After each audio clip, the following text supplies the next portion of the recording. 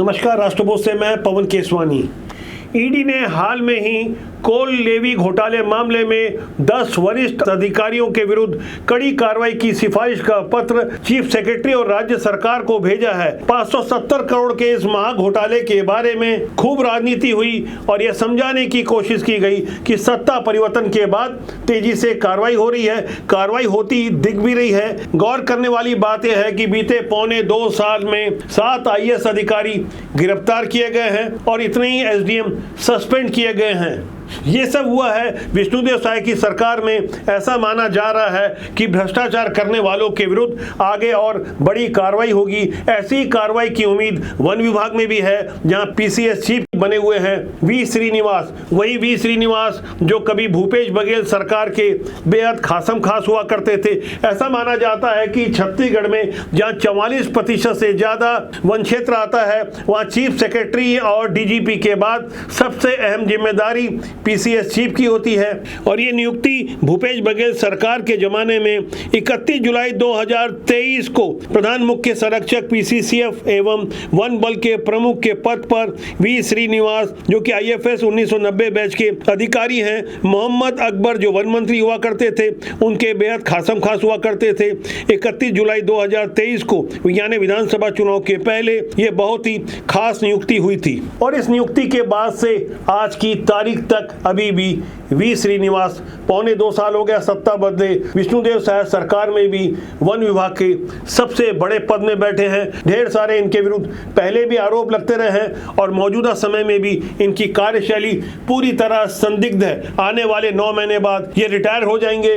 बेहद पावरफुल तो पहले ही हो चुके थे। कई वरिष्ठ अधिकारियों को बाईपास करते हुए इनकी नियुक्ति मोहम्मद अकबर ने किसी खास वजह से कराई थी। उस वजह के बारे में भी जब मैं आपको जानकारी दूंगा कि मोहम्मद अकबर ने वन मंत्री रहते इनसे क्या कुछ करवाया, तो आपको बहुत हैरानी होगी। और उससे भी ज़्यादा हैरानी इस बात पर होगी कि आज की तारीख तक बदले हुए हालात में, बदली हुई विचारधारा की सरकार में भी इतने अहम दायित्व में कैसे बने हुए हैं। पूर्ववर्ती भूपेश बघेल सरकार के समय करीब 4 सालों तक कैंपा के प्रमुख बने हुए थे।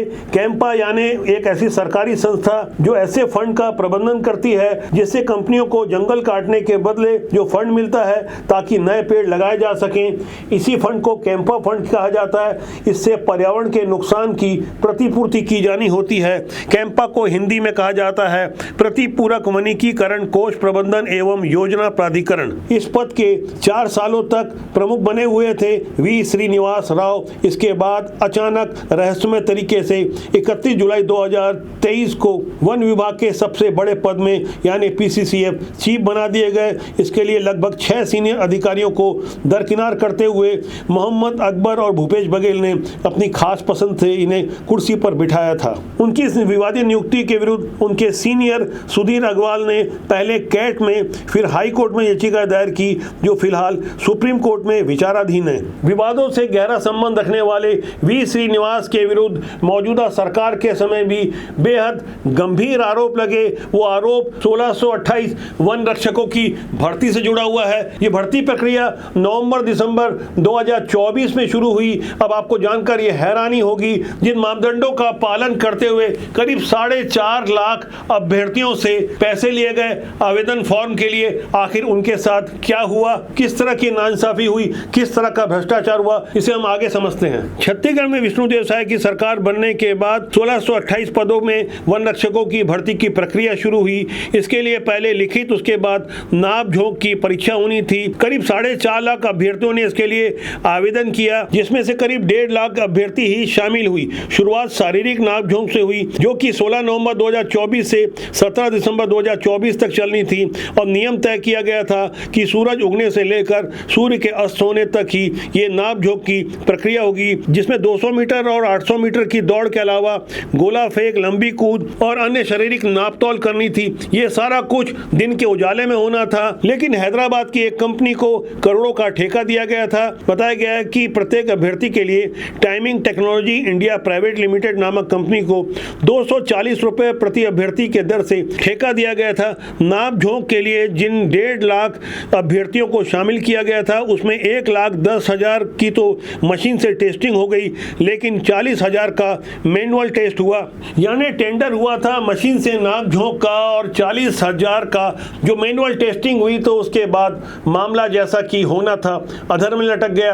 आज की तारीख तक वन रक्षकों की नियुक्ति नहीं हुई है। छत्तीसगढ़ में सरकारी नौकरी पाने वाले लाखों युवा बाढ़ झो रहे हैं, लेकिन वी श्रीनिवास जैसे संदिग्ध आचरण के लोग वन विभाग में सर्वोच्च पद में बैठे हो तो ढेर सारे ऐसे ही गुल खिलेंगे। जबकि इससे पहले भी वी श्रीनिवास ने जो गुल खिलाए उस पर यदि हम गौर करें तो खास तौर पर बिलासपुर की लूथरा शरीफ की मस्जिद के बाहर जिस तरह से कैंपा मस्जिद से एक आलीशान गार्डन बनाया गया, एक खास वर्ग को खुश करने के लिए, मोहम्मद अकबर को खुश करने के लिए पेंड्रा मरवाही में मटिया डांड में अवैध रूप से मस्जिद का निर्माण करवाने के लिए भी ऐसे ही कैंपा मत का जम का दुरुपयोग किया गया। बिलासपुर की लूथरा शरीफ के गार्डन के लिए जिस तरह से तुष्टीकरण का खेल खेला गया तब आवाज तो उठी थी, लेकिन विधानसभा के शोरगुल में वो आवाज तब दबा दी गई थी। लेकिन बदले हुए हालात में जब छत्तीसगढ़ में सरकार बदल गई है तो आवाज उठ रही है। पुराने गृह मंत्री ननकीराम कंवर इन दिनों कई मुद्दों पर मुखर होकर अपनी बात रख रहे हैं। साफ तौर पर वी श्रीनिवास का नाम लिखकर उन्होंने उनकी उस शिकायत पर केंद्र सरकार ने छत्तीसगढ़ सरकार को एक कड़ा पत्र लिखकर जांच और कार्रवाई के निर्देश दिए हैं। पूर्व गृह मंत्री ननकीराम कंवर ने साफ तौर पर अपने शिकायत में लिखा है कि छत्तीसगढ़ के हेड ऑफ फॉरेस्ट फोर्स के प्रमुख वी श्रीनिवास ने अपने पद का दुरुपयोग करते हुए अपने करीबियों को मनमाने तरीके से करोड़ों रुपए का ठेका दिलवाया। उनका दावा है कि कैंपा योजना के बजट का जमकर दुरुपयोग इन्हीं वी श्रीनिवास ने किया है। उनके आरोपों की कड़ी में साफ तौर पर यह भी लिखा है छत्तीसगढ़ में वन विभाग की भर्ती प्रक्रिया की गोपनीयता भी साफ तौर पर भंग की गई है, जिसकी वजह से जिस एजेंसी को नाप जोख का ठेका दिया गया था उसने स्थानीय लोगों की मदद से मशीनों का संचालन किया, जिससे पारदर्शिता भंग हुई और ऐसी भ्रष्ट एजेंसी को 10 करोड़ रुपए का भुगतान भी कर दिया गया। अकेले ननकीराम कंवर ही नहीं बल्कि पूर्व विधानसभा अध्यक्ष धर्मलाल कौशिक ने भी नवंबर 2024 में साफ तौर पर छत्तीसगढ़ के पीसीसीएफ वी श्रीनिवास के आचरण पर उंगली उठाते हुए भरी विधानसभा में कई गंभीर आरोप लगाते हुए कहा कि वन विभाग की भर्ती में अनियमितता हुई है, जिसकी जांच में यह पता चला है नियम विरुद्ध भर्ती करवाने के लिए इसका अनुमोदन शासन से मांगा गया था, लेकिन शासन ने अनुमोदन नहीं दिया। इस कारण भर्ती प्रक्रिया लंबे समय से लंबित है। नई सरकार बनी तो ऐसा माना जा रहा था कि पीसीसीएफ चीफ वी श्रीनिवास हटा दिए जाएंगे। नई सरकार बनने के 1.5 महीने के अंदर यानी फरवरी 2024 में वन मंत्री केदार कश्यप ने भी वी श्रीनिवास के संदिग्ध आचरण और पुराने रिकॉर्ड पर उंगली उठाते हुए उन्हें हटाने के लिए अनुशंसा की। मुख्यमंत्री ने भी उस पर सहमति दिखा दी, लेकिन पता चला कि कुछ आंतरिक हस्तक्षेप के बाद आज की तारीख तक बेहद पावरफुल हो चुके पीसीसीएफ चीफ वी श्रीनिवास को उनके पद से नहीं हटाया जा रहा है। ये वही वी श्रीनिवास है जिनके विरुद्ध पहले भी कई गंभीर आरोप लगे हैं। आरा मिल जांच घोटाले में भी इनका नाम आया। कैंपा प्रमुख रहते हुए भी कई बार गंभीर शिकायतें हुई। भूपेश सरकार की बेहद विवादित नरवा गरवा योजना में भी इनकी संलिप्तता थी, उसमें भी गंभीर शिकायतें हुई। स्टाफ डैम निर्माण आदि के संदर्भ में ध्यानाकर्षण विधानसभा में लगा। यानी इतने सारे आरोपों के बाद भी आज की तारीख तक वी श्रीनिवास अपने पद में कैसे बैठे हुए हैं, इस रस पर मैं जल्दी पर्दा उठाऊंगा।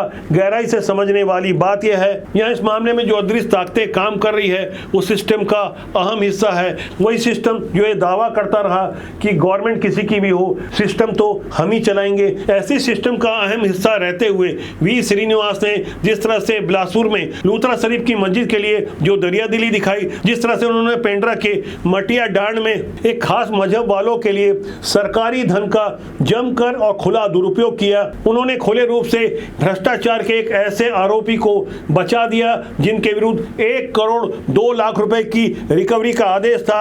यह आदेश की कॉपी मैं आपको दिखा रहा हूं, जिसमें साफ तौर पर तारीख लिखी हुई है 6 मार्च 2023 की, यानी भूपेश बघेल की सरकार के अंतिम 6 महीने का वो समय था जब संजय त्रिपाठी के विरुद्ध यह आरोप लगाते हुए उस समय के पीसीसीएफ चीफ राकेश चतुर्वेदी ने साफ तौर पर इसमें लिखा था कि संजय त्रिपाठी जो कि उपमंडल अधिकारी पेंड्रा के रूप में पदस्थ थे, इनके द्वारा साफ तौर पर नियमों के विरुद्ध जाकर विभिन्न योजनाओं की शासकीय राशि को फर्जी समिति का गठन कर अवैधानिक समिति के खाते में शासकीय राशि जमा करने के बाद उसे आहरित किया, उसे खर्च किया और ऐसे भ्रष्टाचार से जो 1 करोड़ 2 लाख रुपए की अनियमितता हुई, ये पूरी की पूरी अनियमितता की राशि संजय त्रिपाठी से वसूला जाए। संजय त्रिपाठी से तो कोई वसूली नहीं हुई, उल्टा बहाली हो गई, क्योंकि मरवाई में मस्जिद के निर्माण के लिए कैंपा और दूसरे मत का पैसा जो खर्चा करवाना था। कुल मिलाकर वी श्रीनिवास जैसा एक जिम्मेदार व्यक्ति छत्तीसगढ़ में जिस तरह 44% से ज्यादा जहां वन क्षेत्र है उसकी देखरेख करने का एक सर्वोच्च अधिकारी है, और आज की तारीख में जिन परिस्थितियों में अपने पद में बैठा है, जिनकी शिकायत विधानसभा के अंदर से लेके बाहर तक हो रही है, इनके विरुद्ध ढेर सारी शिकायतें हैं, और आज की तारीख तक जिन कारणों से ये पद में बैठे हुए थे वो कारण अब समाप्त हो रहे हैं, क्योंकि उम्मीद की जा रही है बदले हुए हालात में इनके विरुद्ध कार्रवाई की जाएगी। मैंने खुद एक निजी कार्यक्रम के दौरान वन मंत्री केदार कश्यप से बात की तो उन्होंने भी इस बात पर सहमति जताई कि हम पीसीसीएफ वी श्रीनिवास को हटाना चाहते हैं, बहुत जल्दी इस पर कार्रवाई होगी। अब यकीन मान के चलिए, देर है अंधेर नहीं। राष्ट्रबोध का सूत्र वाक्य है, राष्ट्र हित सर्वोपरि। आज मैंने आपको छत्तीसगढ़ के वन विभाग के सर्वोच्च पद में बैठे हुए जिस अधिकारी के बारे में जानकारी दी, दरअसल हमारी ये छोटी सी कोशिश है कि समाज में भ्रष्टाचार मिटे, समाज में साफ सुथरापन आए, राजनीति में भी अच्छे लोग आए, जिससे देश और समाज का भला हो। तो आज के अंक के लिए इतना ही। मेरा आपसे आग्रह है कि आप अपनी राय कमेंट सेक्शन में जाकर जरूर दें, जिससे आपका और हमारा साथ ज़्यादा मजबूती से बना रहे। साथ ही मेरा आपसे आग्रह है, प्यार दें, प्यार बांटें, चैनल को सब्सक्राइब करें। नमस्कार।